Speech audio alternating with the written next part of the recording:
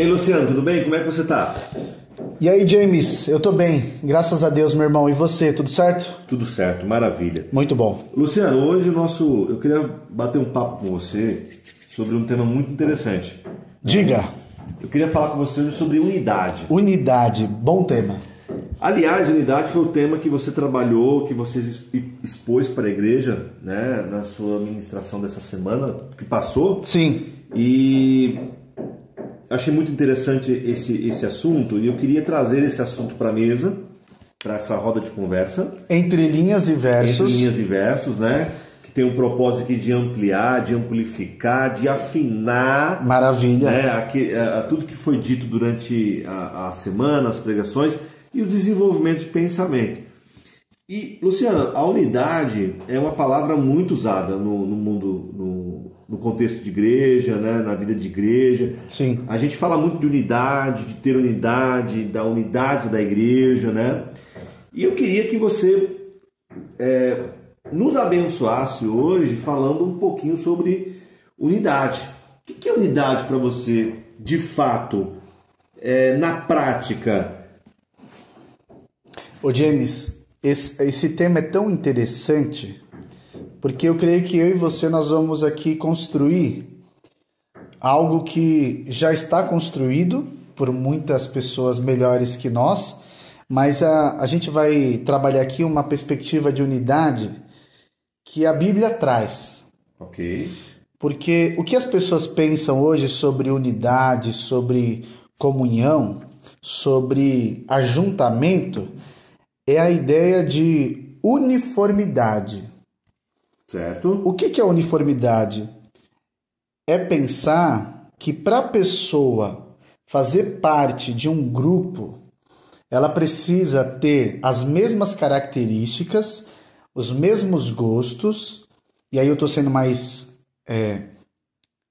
profundo aqui, para você entender e para nós entendermos que a ideia de unidade, nessa perspectiva de uniformidade, ela biblicamente não se sustenta. Porque a Bíblia, quando ela fala de unidade, ela fala sobre uma unidade diversificada. Sim. Então é uma koinonia, é uma comunhão que, apesar das diferenças entre as pessoas, nós temos algo em comum. Então, o que eu estou querendo dizer é o seguinte, que unidade não é uniformidade, ponto. Ou seja, todo mundo igual. Não é. Todo unidade mundo não é isso. Da mesma forma. Exato. Não é como se fosse uma torcida organizada. Uma linha de produção. Uma linha de produção. Um partido político ideológico. Não é. Isso não é unidade. A Bíblia trabalha uma unidade diversificada, ou seja, somos diferentes, temos histórias diferentes, temos personalidades diferentes, temos gostos diferentes, mas o que nos une, o que nos torna em comum é a pessoa de Jesus. Isso nos torna unidos, isso nos torna esse ajuntamento. E eu lembro do Salmo 133, como é bom e agradável quando os irmãos convivem em união. Ou seja, traz a ideia de que, a despeito das diferenças, eu gosto, por exemplo, de churrasco e a outra pessoa é vegetariana. Eu gosto de um determinado gênero de música e a pessoa gosta de outro. O que nos une não é os gostos musicais ou os gostos do cardápio. Sim. O que nos une é Jesus. Então a gente convive em harmonia, em graça, em amor, em respeito e reverência a uma pessoa, Jesus. Então, biblicamente, isso é unidade. Por isso que a ilustração que Jesus traz, o apóstolo Paulo, melhor dizendo, traz da igreja ser o corpo de Cristo e Jesus ser o cabeça, é que os membros são diferentes. Então tem o dedo que é diferente do pé, tem a barriga que é diferente do braço. Só que eles estão interligados ao corpo, eles estão interligados à cabeça que é Jesus. Portanto, ninguém é melhor do que ninguém, cada um tem uma função, cada um tem uma vocação, um chamado, só que todos unidos em um só espírito, um só propósito. Isso é unidade. Então essa unidade, ela tem como o eixo central Jesus, Sim. A fé no Filho de Deus e, consequentemente, mesmo tendo as diversidades, que aí você falou muito bem, quando Paulo ele usa essa figura de linguagem, faz essa analogia do corpo. O corpo tem mão, o corpo tem pé e cada um faz a sua função e são diferentes.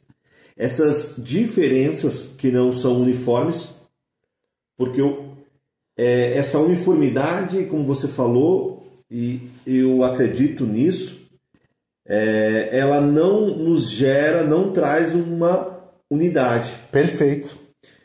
E aí você está dizendo para a gente que essa diversidade ela consegue existir harmoniosamente, naturalmente, sem nenhum problema.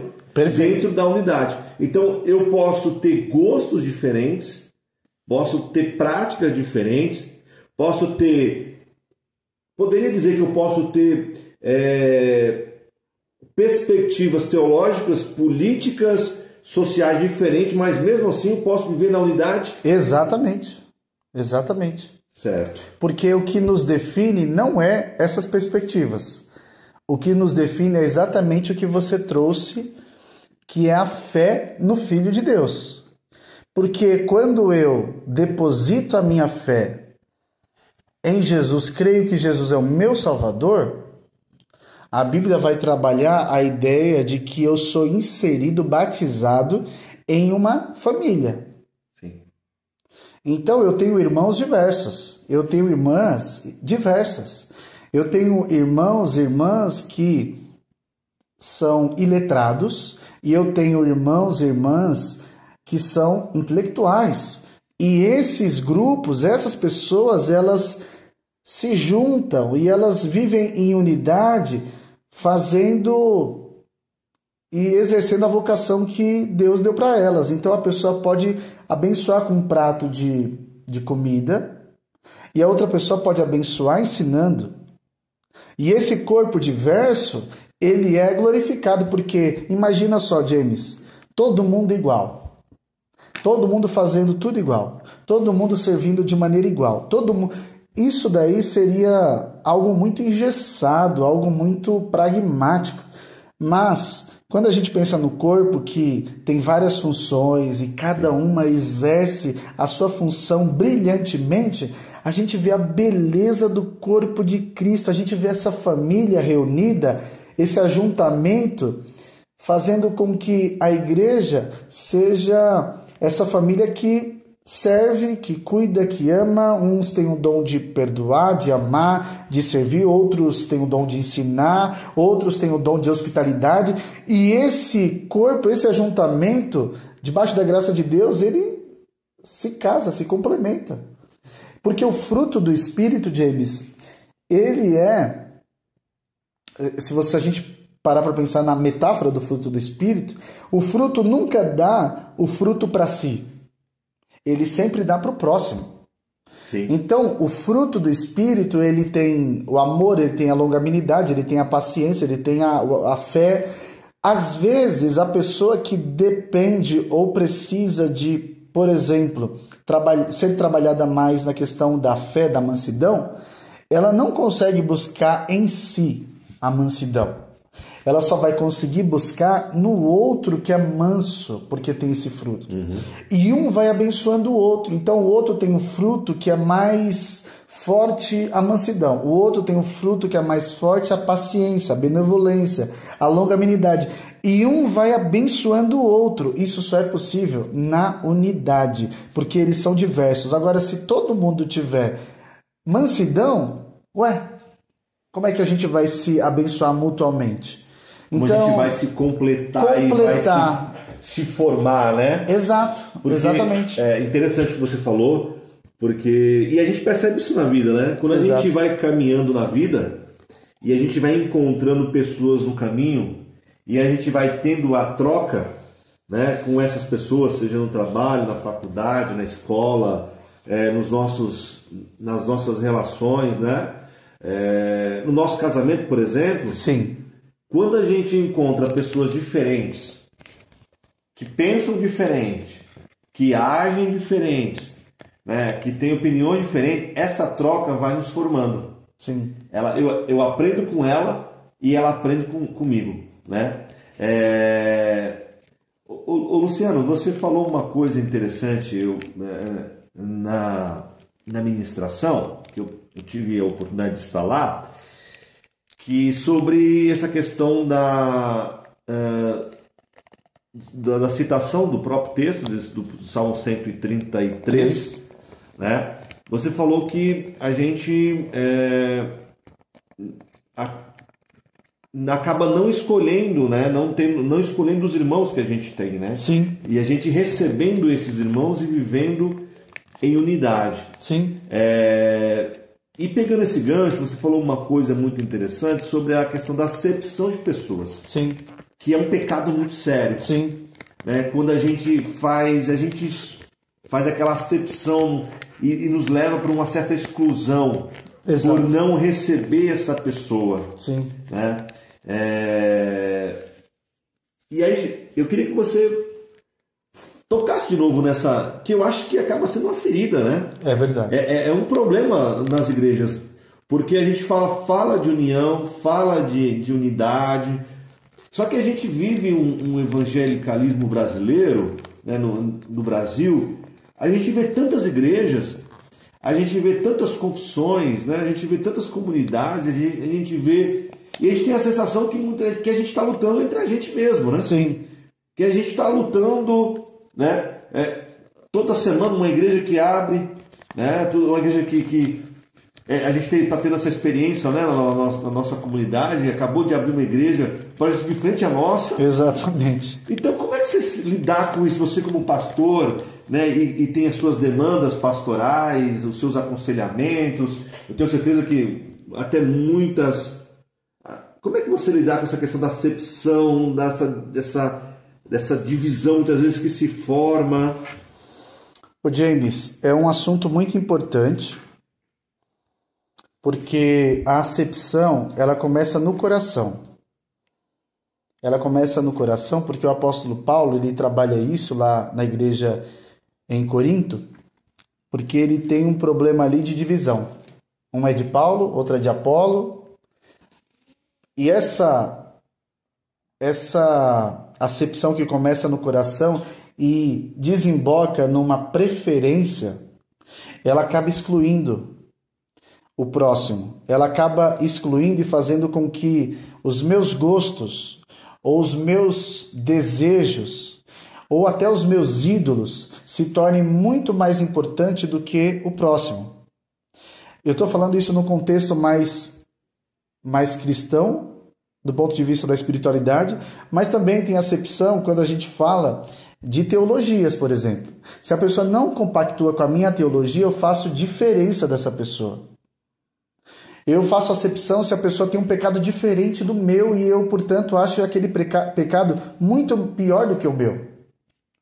Eu faço acepção se eu ver uma pessoa que é um morador de rua e eu passo sem conseguir enxergar essa pessoa, que essa pessoa é a imagem e semelhança de Deus, de Jesus. Eu faço acepção se eu sou racista. Sim. Então isso tudo é um pecado grave que começa quando Deus denuncia lá o povo na Torre de Babel. Que Deus ele precisa trazer o juízo para aquele povo. Porque eles começaram a fazer acepção.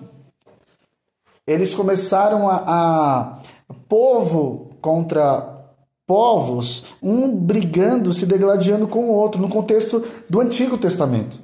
Então Deus ele chama um povo, que aí é o povo de Israel, os hebreus, para mostrar que esse Deus ele não faz acepção de pessoas. Prova disso é o profeta Jonas. Verdade. Me veio agora o profeta Jonas, né? Sim, quando Deus ele... Porque a gente tem uma leitura um pouco superficial de Jonas. Porque a gente olha para Jonas e fala, o profeta fujão. A gente já rotula o cara. Só que, no contexto histórico, o que acontece? Deus pede para Jonas ir para Nínive. Nínive é uma cidade, um local que é inimigo número 1 do povo de Israel. Então Jonas, ele em primeiro lugar, ele tem raiva, ele tem ódio dos inimigos dele.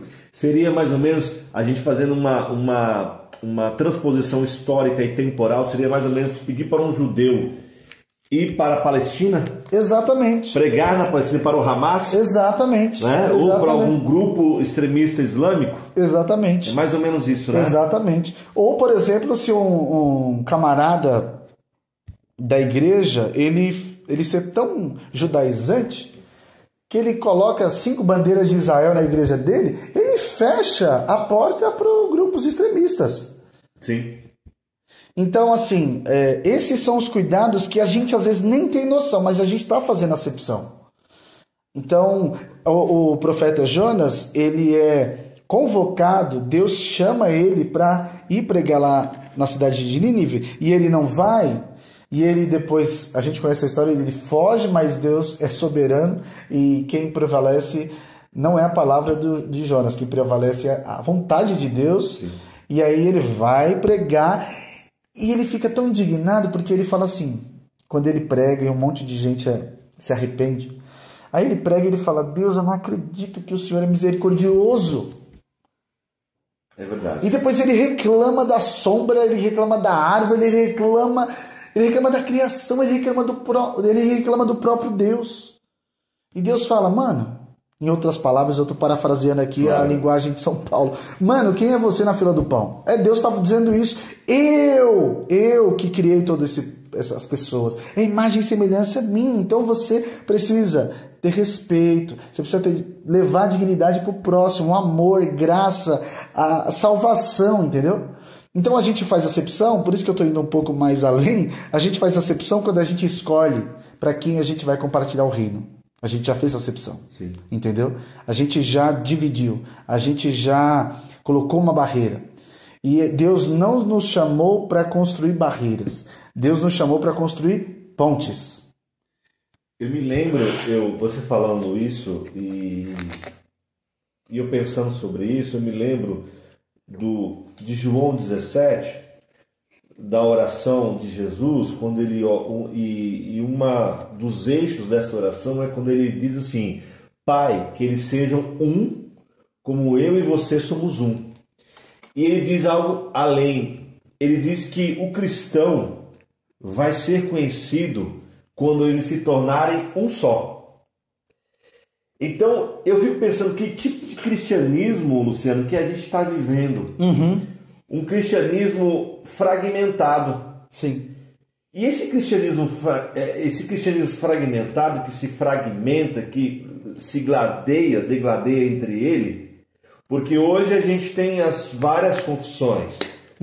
A gente tem as confissões, os cismas que aconteceu, mas não é a vontade de Jesus. Jesus nunca quis isso. E esses cismas, esses fragmentos que durante a história aconteceram, do protestantismo, do pentecostalismo, do neopentecostalismo, enfim, todas essas coisas, e as igrejas que se abrem, se elas não conseguem ser uma, não estão conseguindo ser uma. E aí há uma dificuldade muito grande para o mundo ver Cristo. Sim. Para o mundo ver essa igreja atuante, vibrante, essa igreja dinâmica, essa igreja envolvente, porque o mundo olha para uma igreja fragmentada. O mundo olha para uma igreja que de manhã diz uma coisa e à noite diz outra. O mundo olha para uma igreja que é uma coisa e diz outra. Então eu acho que está faltando a gente olhar para a oração, olhar para o Evangelho, a gente olhar para Jesus, o seu exemplo de unidade, olhar para as Escrituras e a gente começar a destruir, como você falou, essas barreiras que nos impedem de viver essa unidade. Sim. Porque, como você falou, se cria mais hoje barreiras do que pontes. Sim. se cria hoje mais conflitos do que soluções. Exatamente. Teologias que são conflitantes, que não eram para ser. A gente hoje tem os teólogos de preferência, a gente tem as igrejas de preferência, a gente tem o estilo de música de preferência. Então, a gente faz escolhas de todos os lados, né? Uhum. E aí a gente começa aí começa a nascer essas acepções. Sim. Então a gente começa a escolher a igreja que a gente vai, quem a gente ouve, onde a gente frequenta. Então a gente tem um problema sério aí, né?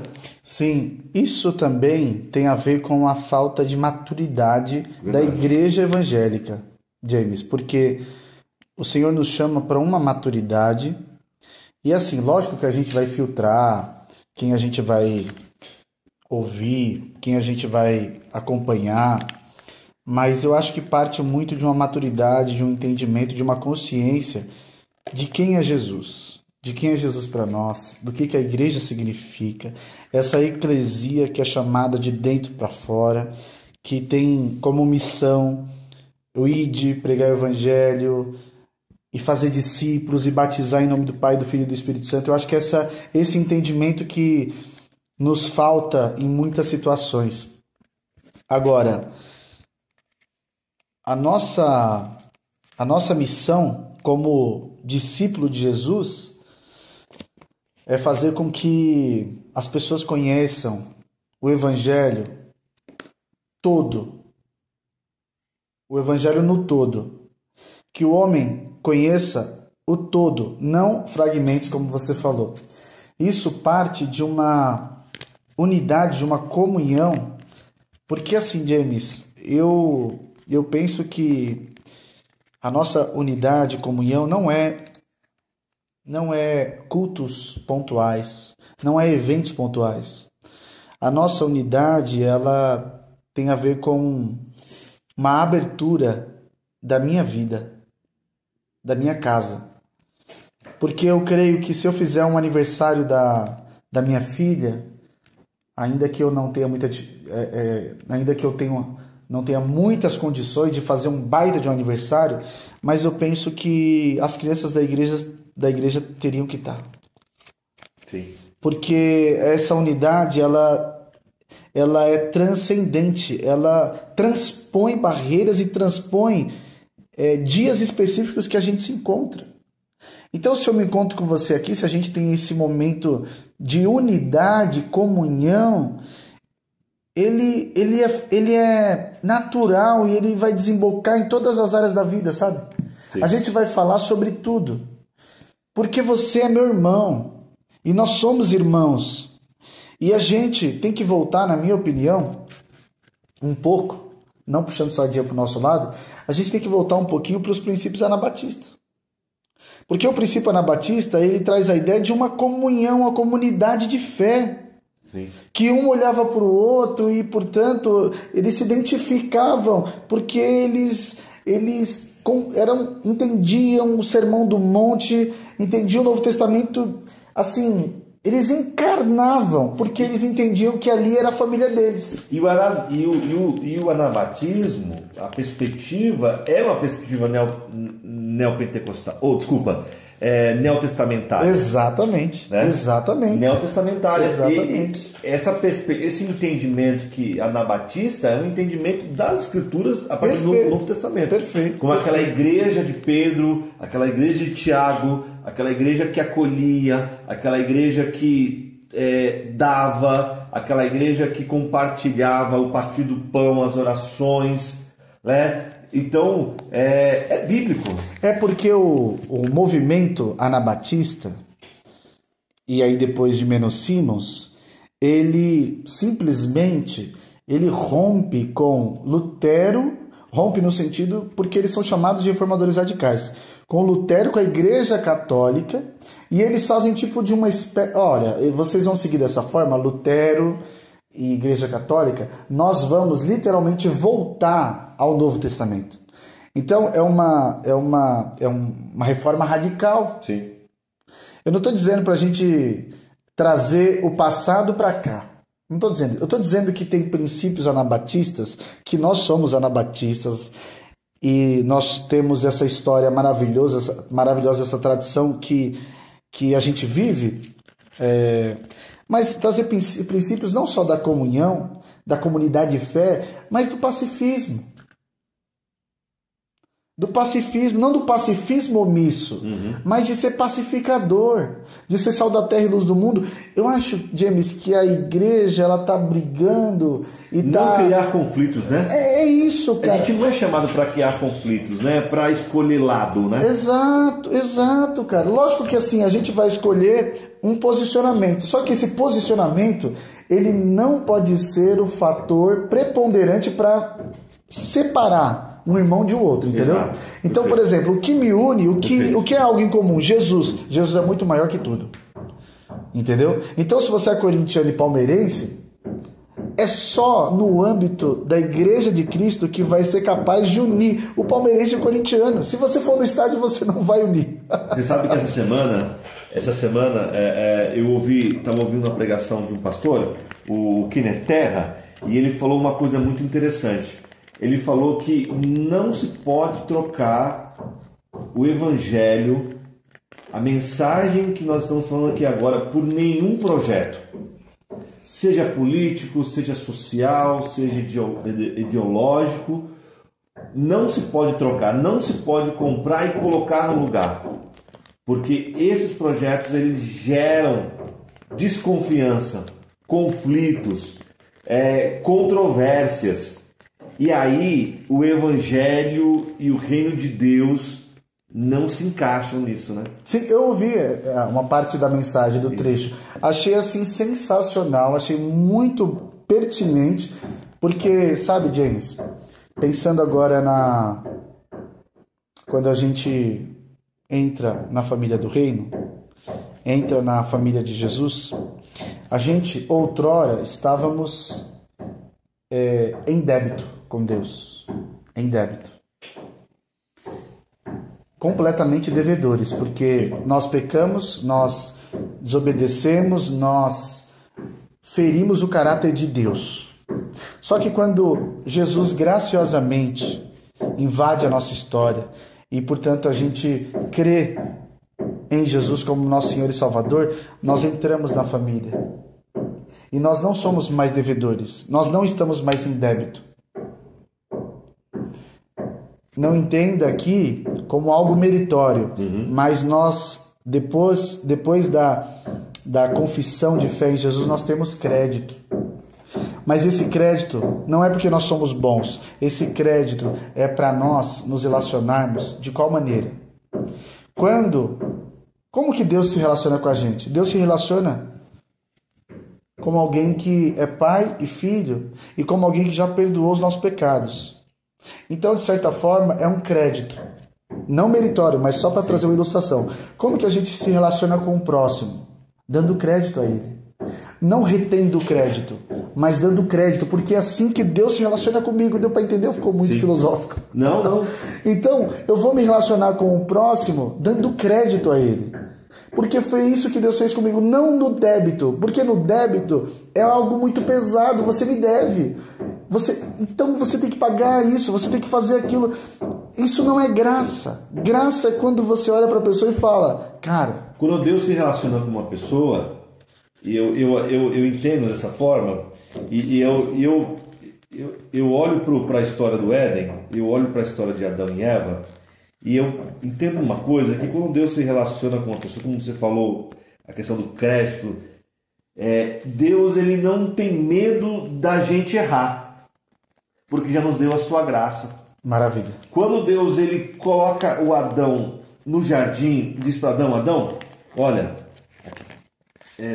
todos os frutos você não vai poder comer, legal, ok, mas tem uma árvore aqui que você não pode comer, você não pode tocar, porque, enfim, a gente sabe a história, todas as suas prerrogativas ali.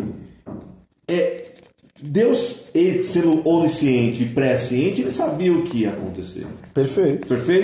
Sim. Tá? Sim. Mas, e aí eu percebo, a partir dessa perspectiva teológica, eu percebo que Deus, ele não tem medo dos seus filhos ele não é aquela pessoa melindrosa.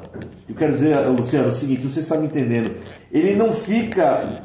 É como alguém que dá algo para você e fica ali, será que ele vai, será que ele não vai? Ele não é pego de surpresa. Ele não é pego de surpresa, exato.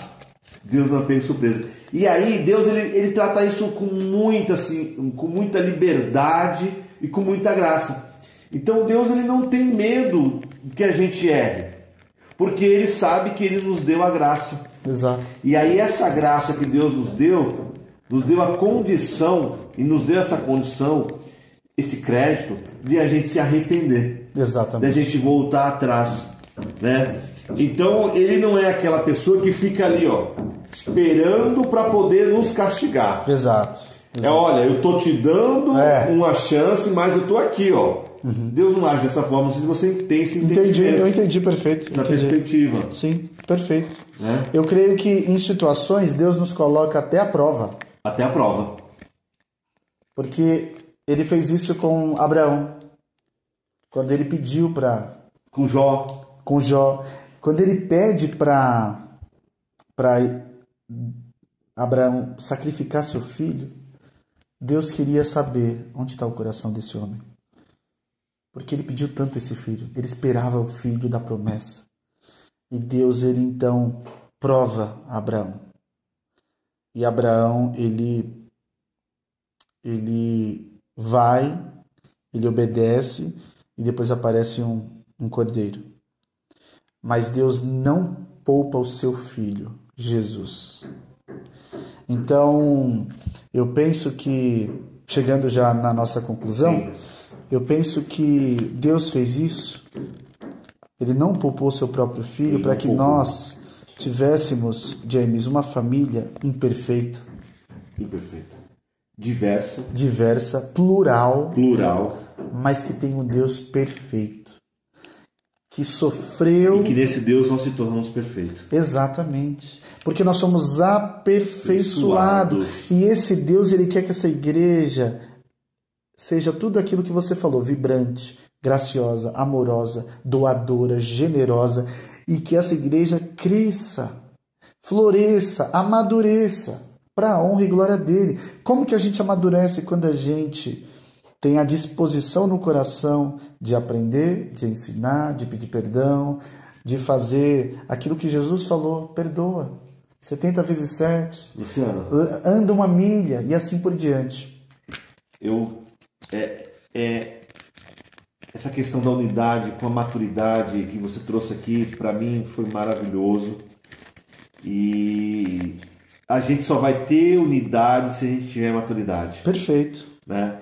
E aí eu queria pegar esse gancho e trazer essa reflexão para aqueles que estão nos ouvindo agora,